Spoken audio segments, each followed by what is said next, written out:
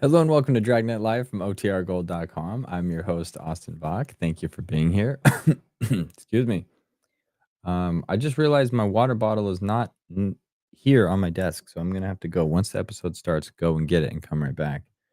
Um, if this is your first stream, we're here every Monday, Wednesday, and Friday at 9 a.m. Pacific, listening to one episode of Dragnet until we have listened to all 310 episodes available. Today, we're listening to episode 218. The title is The Big Paint. In today's episode, we're Detective Sergeant assigned to auto detail. An organized gang of thieves has been stripping cars in Los Angeles.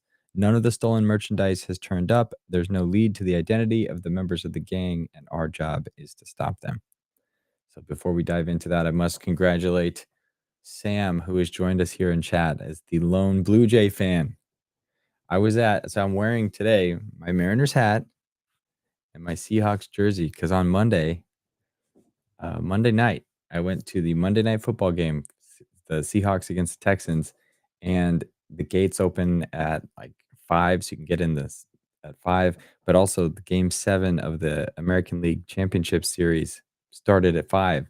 So fortunately, before the game started, they had the game up on in the stadium, so you could watch the Mariners game in the Seahawks stadium. And we had the lead until the start of the game. And then I was kind of watching the football game and checking updates on my phone, and our lead slipped. And long story short, the Blue Jays won. We were eliminated. So the Blue Jays go on to the World Series. So congrats to them. Sad day for Mariners fans. But then the Seahawks won, so that kind of softened the blow a little bit. They had a great game. But I'm still repping them today. I don't want to throw this hat aside just yet. But great game. Congrats to the Blue Jays and their fans, and good luck in the World Series. Sam says the Seattle pizza meme. I don't know that yet, but thanks for the heads up. There's some Seattle pizza meme. Appreciate that. Okay. Quick shout out to everybody in chat. We got Paul, Chris, Film Noir Buff, So Over It, Sam, again, Tune the News, Mary, Teddy, Ronnie. Man, we got a lot in chat today. Thanks everyone for being here. Addie, Andrea, 7B and AZ. I might have said a few names twice. Double points for you guys. Thanks for being here. If you'd like to join us in chat and you're watching this from the Old Time Radio archive channel, there's a link in the description. It says join the conversation. Click it, jump over to OTR Gold, subscribe, and join us here. Chat, tell us where you're tuning in from. If you haven't guessed it yet, I am broadcasting from Seattle. So up here in the Pacific Northwest. Okay, so with that, let me share my screen and we'll get episode 218 going. While I do that, you tell me what you're doing today. What you got planned?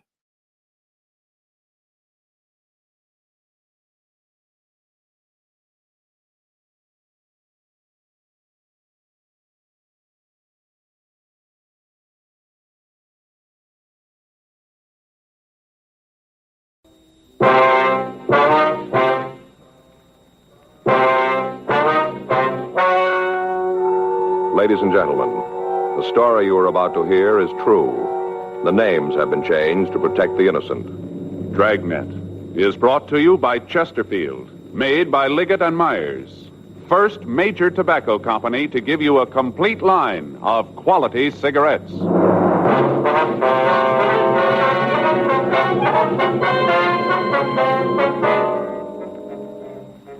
You're a detective sergeant. You're assigned to robbery detail. 2 hold-up men have been operating in your city. You've got descriptions of the men and of the car they're driving. Your job, get them. Smokers by the thousands are now changing to Chesterfield. No wonder. More and more smokers are learning this fact for themselves. Chesterfield, low in nicotine, highest in quality. A published fact, proved by chemical analyses of the country's 6 leading cigarette brands. Chesterfield, the only cigarette ever with a record like this. Regular or king size, Chesterfield is best for you.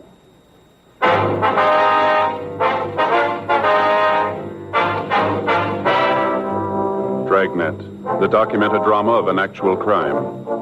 For the next 30 minutes, in cooperation with the Los Angeles Police Department, you will travel step by step on the side of the law through an actual case transcribed from official police files. From beginning to end, from crime to punishment, Dragnet is the story of your police force in action.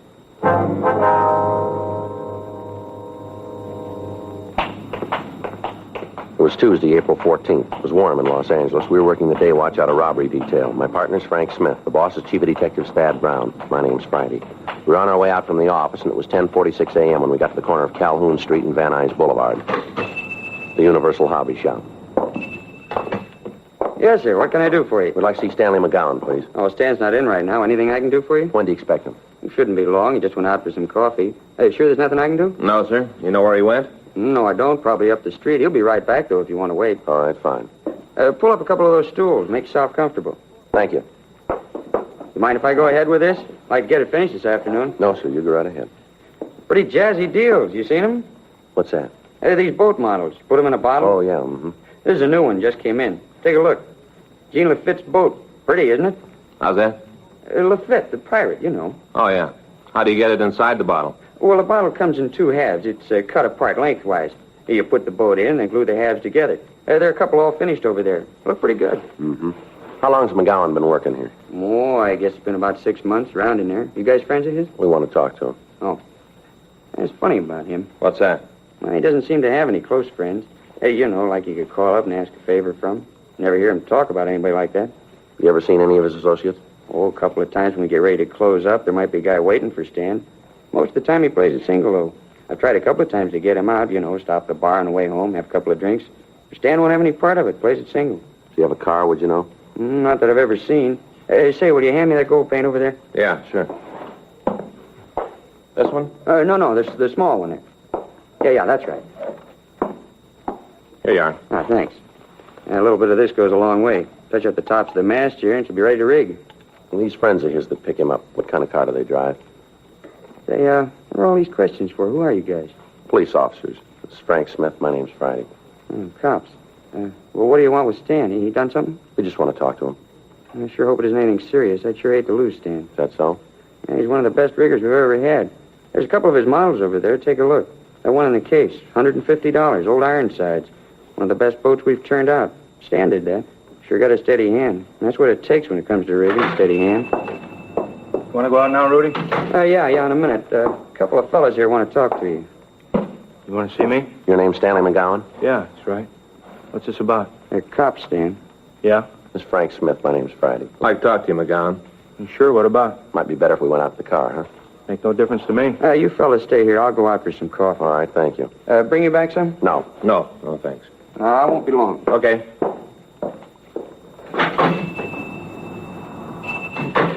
What are you going to talk to me about? You seen Jim Boland lately? No, I haven't. When did you see him last? A couple months ago. Why? Where'd you see him? He come in here, want to know if I could help him out, give him a job, place to sleep. Did you? No, I told him he could bunk at my place for a couple of days till he got squared away. Nothing I could do about a job. Why'd he come to you? I don't know. I met him at Q. Didn't have much to do with him. Hey, why'd you guys come to me? What makes you think I might be running with him? We didn't say you were. Same thing. You figure I know where he is? Well, the record says you knew him. We're just checking it out. I got nothing to do with him. I'm reporting every month. You check with my parole officer. He'll tell you. I've been carrying a bucket since the day I got out of the joint. I'm going to keep on carrying it. We got no beef with you, McGowan. We just want to get in touch with Boland. I'm sorry. There's nothing I can do to help you out. Anything comes up, I'll give you a call. You mention any of his friends in town when you saw him? Some guy named Phil, that's all. You know who he is? No, I never met him. Jim said they were cooking up some kind of deal. You know what it was? No. Look, I'd like to feed you guys, but there's nothing I can tell you. As far as I'm concerned, I want to stay away from Jim and the crowd he runs with. I want no part of him. I did my time. Couple more months, I'll finish up with the parole. I don't want to fall again. Nothing you can tell us about this guy, Phil, huh? Not a thing. You know where he met Boland? Seems like Jim mentioned it. I think it was some bar down on West 7th. It's just a guess, though. I couldn't back it. You know if Phil drove a car? Yeah. You know what kind? It seems like it was a Lincoln, late model sedan. How about the color? It was dark. I saw it once when he came by to pick up Jim. It was nighttime. I couldn't tell too good. It was just a dark color. Where was this? My place? I told you Jim bunked with me a couple of days right after he got in town. He just said you offered to let him stay with you, is that right? Well, same thing. Anyway, he was only there a couple of days. Say where he was going? No, I didn't see him. Him and me had a beef about how he wasn't looking for a job. He used to sit around all day reading magazines. We finally had a fight about it. I told him to get out. Wanted no part of him. I came home that night. He was gone. I haven't seen him since. I don't much want to either. Mm-hmm. Look, what are you after him for? What's he done? Just want to talk to him. He got a piece of these market jobs around town? Why do you ask that? Well, sounds like Jim, the way he works. I just figured maybe it was him. You checked the board, he violating parole? They tell us he hasn't shown up for 3 weeks. That's too bad. Kind of figured maybe he'd swing it this time. How do you mean? A couple times up in the joint, we'd get to talking. He said he finally learned it. Figured out there was no way to beat it. Said if he got his parole, he's going to stick by it. Get a job, carry a bucket. Too bad. Mm-hmm. All that talk, I really believed he meant it. So did the parole board. 6 weeks before, on March 3rd, the manager of a large supermarket had arrived at work. When he opened the front door, he found that a customer had followed him into the building. When the manager told the person that the store wasn't open for business yet, the man had drawn a gun and demanded that the safe be opened. The manager complied, and after taking $1,400 from the safe, the thief had fled. The manager was able to give us a good description of the hold-up man and an accurate description of his car. He was unable to give us the license number, and he could tell us little about the man who remained in the car. Immediate broadcasts were gotten out on the thieves, but they'd apparently made good their escape. On March 12th, the procedure was repeated. Again, we were able to get good descriptions, but we were unable to come up with the suspects. In the following 4 weeks, the thieves hit 5 more times. Each time, the M.O. employed was the same. The descriptions from each of the victims tallied with those that we'd already gotten. The description of the car was the same. This information was turned over to the stats office for compilation. Their findings listed 14 possible suspects. The packages of these men were pulled from R&I, and the mugshots were shown to the victims. In each instance, one picture was picked as bearing a close resemblance to the hold-up man. The prime suspect was identified as James Boland, WMA, 32 years old. He'd been arrested twice for violation of Section 211 of the Penal Code. He'd been convicted once and had been sentenced to San Quentin for a period of from 5 years to life. However, at the prison, his behavior and attitude had been good, and he'd been paroled on February 19th, 10 days before the first holdup. We'd found that Boland had violated his parole and was wanted by the state adult authority. A check of his friends netted us no new information. His relatives could tell us nothing about his whereabouts. The legwork continued. Informants were questioned, but were of no material aid. Saturday, April 18th, 8:46 p.m. I'd just gotten home from work, and I was unlocking my front door.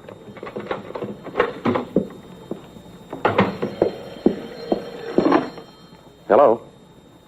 Oh, yeah, Dave. Mm-hmm. Yeah, well, I just got it. When was that? Yeah, I guess so. Yeah. I'll have to call my partner. Right. Yeah, where? Yeah, I know where that is. Well, let's see. It's 8:47 now. It'll take us about, 15, 20 minutes. Right. Okay, we'll see you there. Yeah, sure. Bye.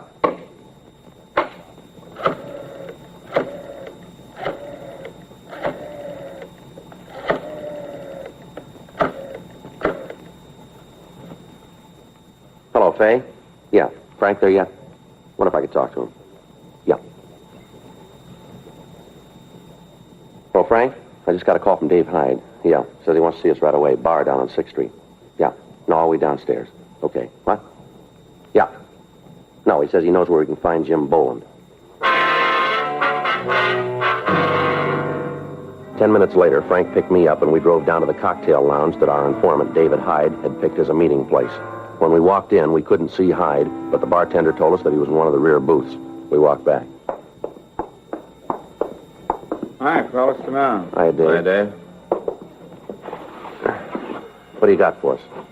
Lousy bum, all the things I did for him. All the things, and now he's got a chance to settle up, and he says he's having no part of me. You talking about Boland? Boland, what a bum. All I done for him, this is the way he pays me back.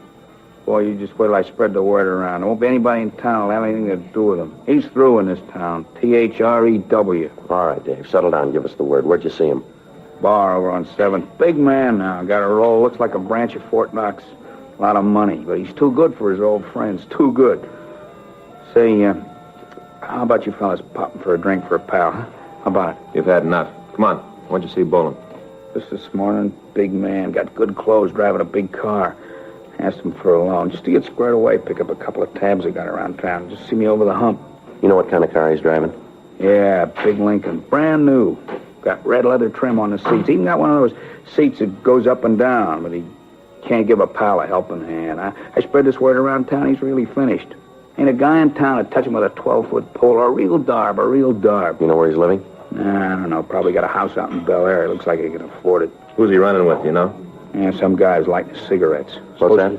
Some guy who lights his cigarettes all the yeah. time. Supposed to be some gun from the East.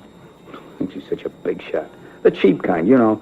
Kind of guy who has his suits cut so as you can see they're carrying a gun. You know, cheap. You know this fella's name? A couple of times I heard old Jim call him Phil. Phil something, I don't know. A real darb. Hey, fellas, how about a drink? I'm feeling real bad. You still on H? Oh, no, I swear to you. I haven't had a pop in a long time. I'm trying to get off this stuff. Figured if I could get drunk enough, it wouldn't be so bad. Rough go. Come on, how about a drink? You've had enough, Dave. You know if Boland's carrying a gun? I don't know for sure. I didn't see one. This darb Phil's got one. Got his coat cut so as you can see it. Real cheap, small time. You want to show us where you saw Boland? I'll take you there if I have to carry you on my back. What a way to treat a friend. All the times I've helped him when he's had a bad yan, and now he treats me this way. Real dog in a manger. I got a lot of friends in this town, a lot of buddies. Word gets out about Jim, he's finished. Miserable bum. I think about the rough times him and me had together. I get ill. I-L. All right, let's go. If you nail him, you going back to the joint? Suppose so. How long are they going to give him? It's up to the court. Ain't a court in the world that'll give that bum what he's got coming. All I want to see is that he gets it good. I want to see him turn the key and lose it after what he did to me. I'll tell you something else, too. Yeah, what's that? He's building a big habit. Is he hooked? He ain't chipping with it. I bet money he's shooting 4 or 5 caps a day. That much easy. You sure about that? Well, why'd I lie to you? What reason I got to lie? All right, Hyde, let's go. Hey, how about a quick belt before we go, huh? I'm feeling rocky. Just a quick one. Huh? Let's pick up Boland first, then we'll see what we can do for you. Yeah, then you'll take care of it, huh? We'll see. Yeah, just so he gets his every pound.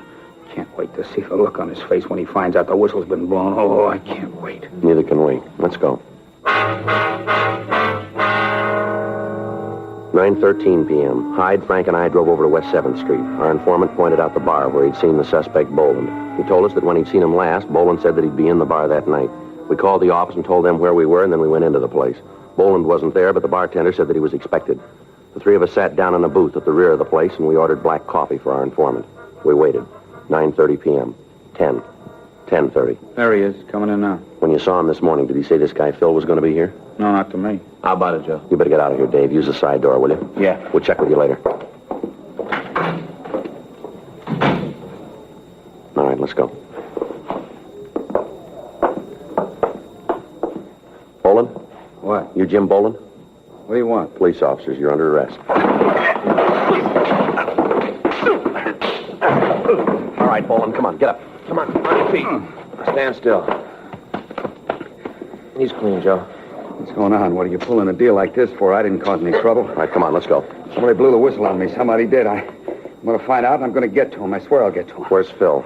Huh? Phil, where is he? I don't know what you're talking about. All right, Boland, let's go. Listen, you tell whoever it was blew the whistle, they better start looking for a place to hide, because I'm going to get to him if it's the last thing I do. You called it. What? It might be.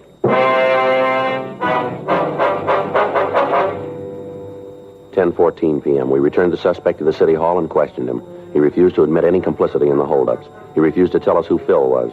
We talked to him for 5.5 hours, and we got nothing. At 3:30 a.m., he was taken over to the main jail and booked in on suspicion of robbery. We checked out the room that he told us he was living in, but we were unable to come up with anything that would tie him in with the holdups. 3 days passed.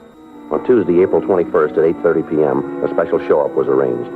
Out of the 7 victims who were present, 5 said that the suspect looked very much like the man who had held them up, but none of them would give us a positive identification. Jim Boland was returned to the felony cell block, and we talked to the victims. All of them commented on the fact that the suspect we had in custody was the same height, the same weight, and had the same general coloring and appearance as the person who'd robbed them. However, none of them would swear positively that he was the person. At 10:15 p.m., Frank and I went up to the felony section and had Boland brought from his cell to the interview room. His previous sullen attitude had changed considerably. How'd I make out? You get any identification? 5 of them say you look like the man. Well, they're wrong. They gotta be.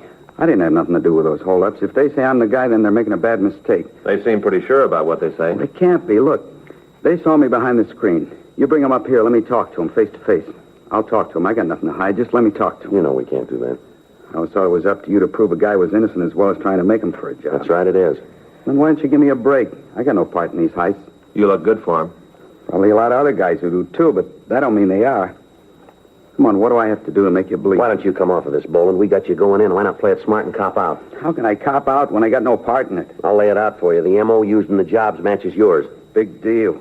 A lot of guys work the way I used to. Physical description we got matches you. So I haven't got two heads. A lot of guys look like me. The beef in the bar. If you didn't have anything to worry about, why'd you start the fight? How'd I know who you guys were? Maybe you was out to pull a heist Oh, on that's me. a nice try, Boland, but it won't work.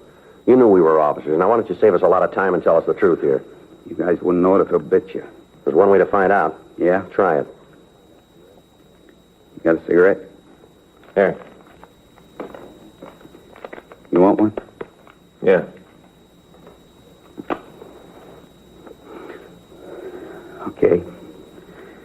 I'll level with you. I figured you was after me for PV. I didn't have any idea about the 211 rap. That why you started the fight? I swear it is. How about the money you got? Where'd it come from? I got real lucky with a pair of dice. You expect us to believe that? That's the way things are. Where'd you hit the light? I can't tell you that. It wouldn't help any. Give you an alibi. Either you believe it or you don't. That's the way it was. I'm trying to level with you. We got a rumble that you're back on H. Now, how about that? Where'd you hear that? We heard it. Yeah. Well, you tell them I haven't had a pop in over 4 years. Not since I went up the joint. How about this Lincoln you're driving? Don't belong to me. Who owns it? Phil? Now we're back to that. You going to tell us who Phil is? Listen, the guy's a friend of mine. I don't want to bring nothing down on him. He's leaving you way out in the cold. I suppose so. Well, if I tell you, he won't know, will he? Not from us. Okay? Name's Phil Spence. How well do you know him? Say hello to, buy him a drink, that's all. That's not the way we get it. I don't care how you get it. That's the way it is. This Spence, you ever fallen? I hear yes. What for? 211, ADW. Where? Here, California. He on parole? No, he got out clean. At least that's the way I hear it. You know where we can pick him up? I told you I buy him a beer once in a while. I don't pay his rent. You're the one who said you wanted to go down the middle. All right, but I'm giving it to you that way. I don't know where his pad is. Does he work for a living? I don't know. I never heard him talk about a job. You know who he runs with? Some guy named Ed. You ever see him? No. Know where he can be reached? Sometimes they hang around the bar where you picked me up. How about it, fellas? You're going to buy this story?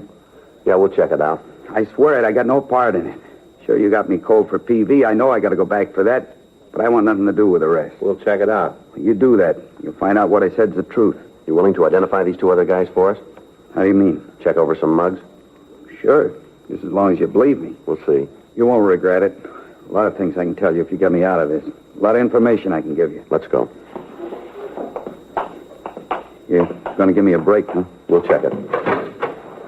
Say, either one of you guys got some extra butts? I'm out. Yeah. Here, take these. Thanks. Anything else you need? Not unless you can fix it for me to shave. We'll talk to the jailer about it. Beard's starting to itch. I'd like to get it off. We'll see what we can do. You going to start checking my story now? That's right. You go to work on it. You'll find out. Yeah, sure. I'll pay you back. Just believe me, I'll pay you back.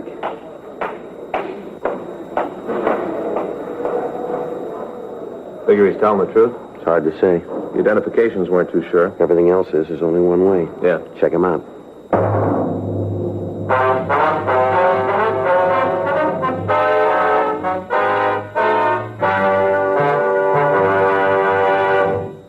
You are listening to Dragnet, the authentic story of your police force in action. At cigarette dealers, in vending machines, at supermarkets and stores coast to coast. Chesterfield, please. Smokers by the thousands. Yes, smokers by the thousands are now changing to Chesterfield. The only cigarette ever to give you One, proof of low nicotine, highest quality. Chemical analyses of the country's 6 leading brands confirm that. 2, the only cigarette ever to give you this proven record with smokers. Again and again, over a full year and one half, a group of Chesterfield smokers have been given thorough medical examinations. The doctor's reports are a matter of record. No adverse effects to the nose, throat, and sinuses from smoking Chesterfield. A responsible independent research laboratory supervises this continuing program. Chesterfield, the only cigarette ever with a record like this. Chesterfield, best for you.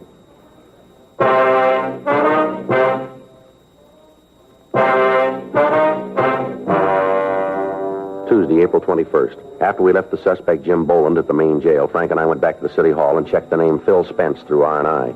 There were 9 packages carrying records for men with that name.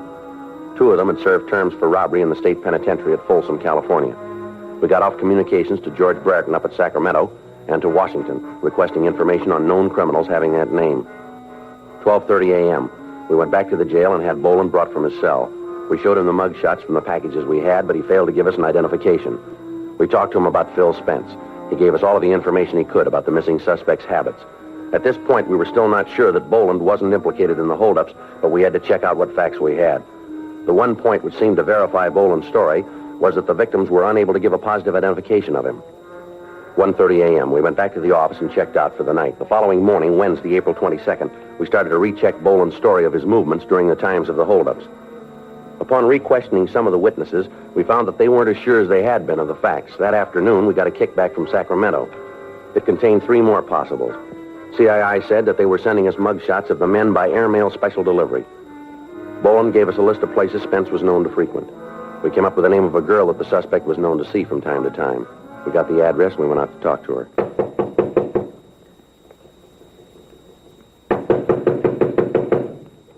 Doesn't look like she's home. We better check with the manager, huh? Yeah. Yeah? You Jane Schofield? Why? We'd like to see her. Who are you? Police officers. Come in. I'm her. What do you want? I'd like to ask you a few questions. No, I figured that. Move some of those... Sit down. Can I get you anything? Drink, maybe? No, ma'am. thanks. Thank you.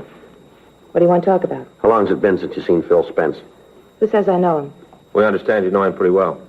I've gone out with him a couple of times. That's the end of it. When'd you see him last? A couple of days ago. Monday night, I think. You know where he is now? No. You know where he lives? Some hotel over on Flower. You know the name of the place? No. You ever been there? No. You know what Spence does for a living?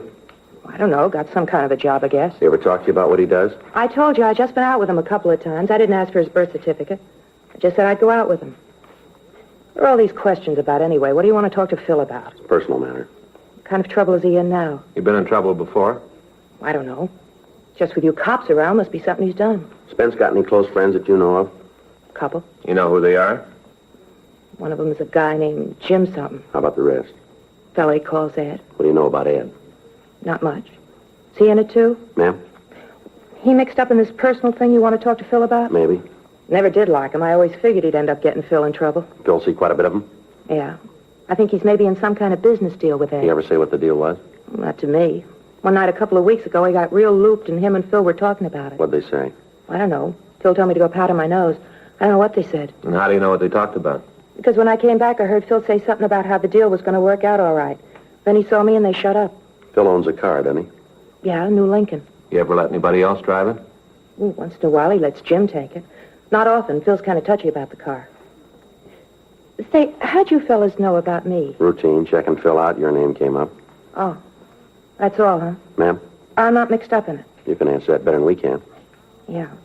Well, I want you to know that I'm not. I got nothing to do with Phil. Mm-hmm. I mean it. I just met the guy. I had a couple of dates with him.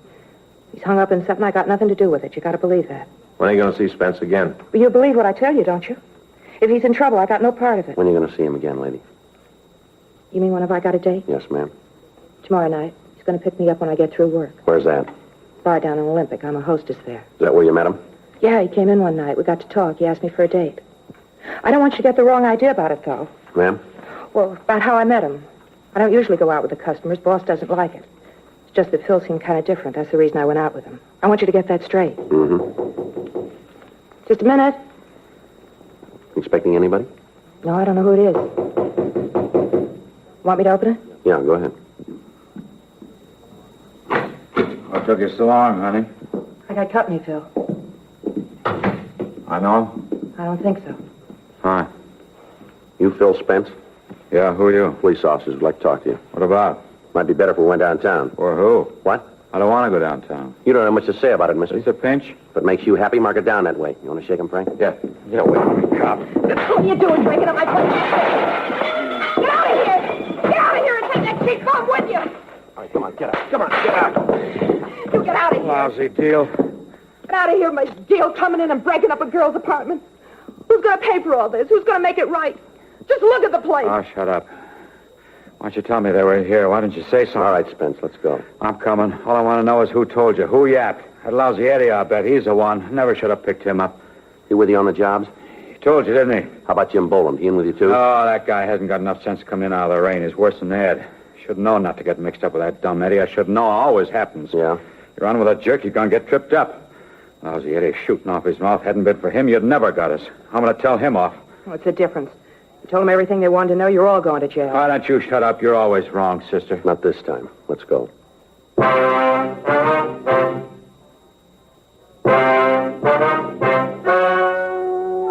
The story you have just heard is true. The names were changed to protect the innocent. On August 13th, trial was held in Department 92 of Superior Court of the State of California in and for the County of Los Angeles. In a moment, the results of that trial. Now, here is our star, Jack Webb. Thank you, George Fenneman. Well, this is brief, but I think very much to the point. Chesterfield is the only cigarette that gives you proof of low nicotine, highest quality. That's what I want in my cigarette, and that's what you should look for in yours. Chesterfield, regular or king size, best for you. Try 'em.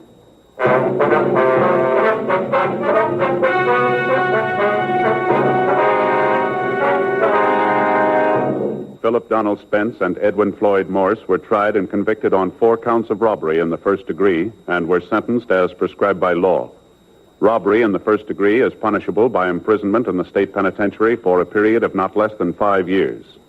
Jim Nathan Boland was released to the State Adult Authority for action on violation of his parole. He was returned to San Quentin for the balance of his original term.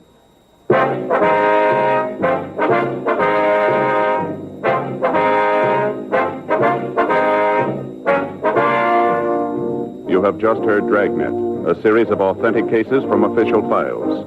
Technical advice comes from the Office of Chief of Police W.H. Parker, Los Angeles Police Department. Technical advisors, Captain Jack Donahoe, Sergeant Marty Wynn, Sergeant Vance Brasher. Heard tonight were Ben Alexander, Herb Vigran, Vic Perrin, Michael Ann Barrett. Script by John Robinson. Music by Walter Schumann. Hal Gibney speaking. Watch an entirely new Dragnet case history each week on your local NBC television station. Please check your newspapers for the day and time. Chesterfield has brought you Dragnet, transcribed from Los Angeles.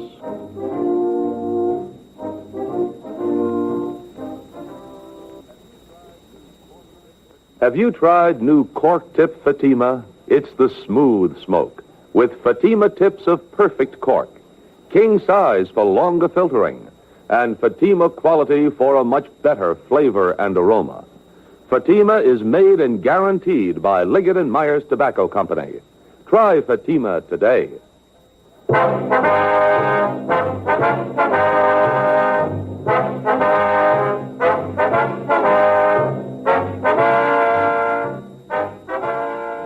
Hear Frank Sinatra as Rocky Fortune tonight on the NBC Radio Network.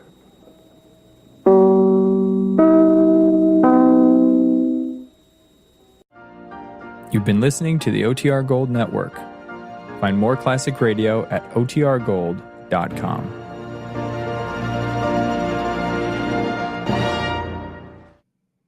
All right. Thank you very much for tuning into that one. And thank you, Roscoe, dropping super chats late in the game. Thank you very much. Let me add this. Oops. Oh no. What'd I do? Okay, here we go. I thought I closed the window real quick.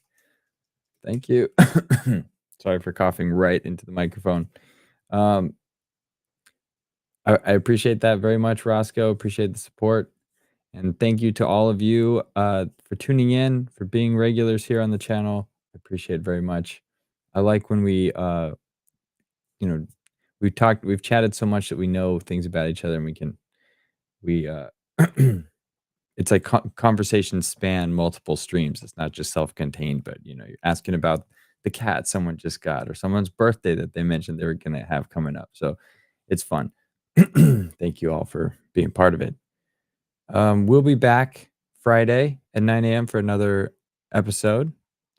And Friday is what? The 24th? Then we got the 31st. Okay, yeah. So we'll be back on Friday for another one, and then back Monday, Wednesday, and Friday for more Dragnet. And then the week after that, we got another classic movie night. So stick around for that. If you just stumbled across this video and you're not yet a subscriber, please consider subscribing. Join us. Click the notification bell so you're notified next time we go live. And as I mentioned, I think I'm going to cook that apple crisp today. So when it comes out of the oven, if it's show ready, I'll take a photo of it and I'll post it in the community chat. If you guys are cooking anything delicious, feel free to also post that there with any recipes along in case we want to recreate the delicious things everyone's making. Sam says a good post-work mental declutter before dinner. And okay, yeah. Got to get your Dragnet de-stress for the day. Good luck reffing basketball and keeping everyone in check. Have a great Wednesday, everybody. I'll see you back on Friday. Hope to see you back on Friday. Until then, be safe, be good, be happy. Ciao.